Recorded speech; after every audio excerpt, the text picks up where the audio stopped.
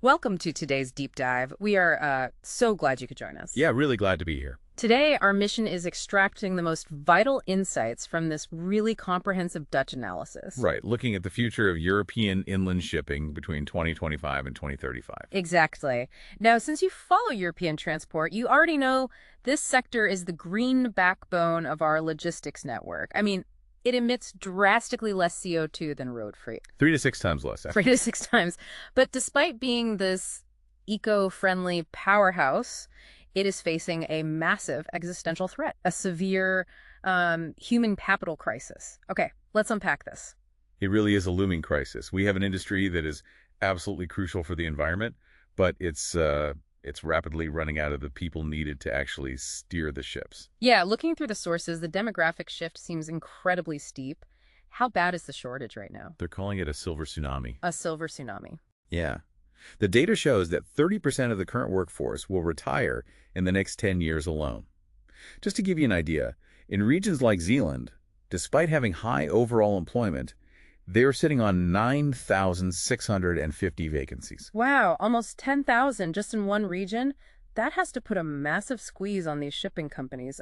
Are they just throwing money at? That is exactly what is happening. Starting salaries for skippers are pretty solid, ranging from around 2,200 to 3,300 euros a month. Right. But the severe shortage is creating these intense bidding wars. It's projected to drive operational costs up by 3 to 4.3% by 2026. And that's before factoring in fuel. Exactly. So how do they actually operate today if they can't find fully qualified crews? They resort to a practice called job carving. Job carving. Yeah. Companies take complex maritime roles and slice them up into smaller, highly specific tasks. That way, less qualified staff can take on parts of the job just to keep things moving. That makes sense as a stopgap, but I know the industry isn't just slicing up jobs. Here's where it gets really interesting. They are fighting back with some major tech upgrades. Education 4.0. Right, integrating VR and advanced simulators to train new crews. And it isn't just a gimmick. The data proves that crews trained with VR score significantly higher on hazard recognition than those who just sit through traditional lectures. And this tech directly supports a completely different approach to recruitment. They created a lateral entry fast track for adults. So no more traditional 4-year maritime programs. Exactly. If you bring prior experience, you could become a certified sailor in just 60 sailing days. That's incredibly fast. Want to be a skipper? It takes about 180 days.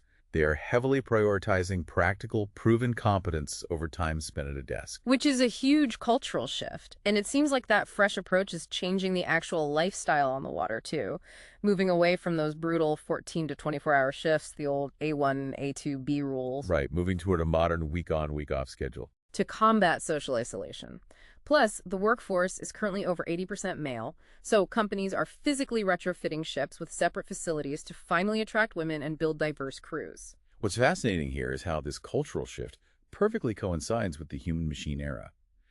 As vessels get smarter and feature more semi-autonomous navigation, we are observing a psychological phenomenon called automation bias. Which basically means they trust the computer too much. Exactly.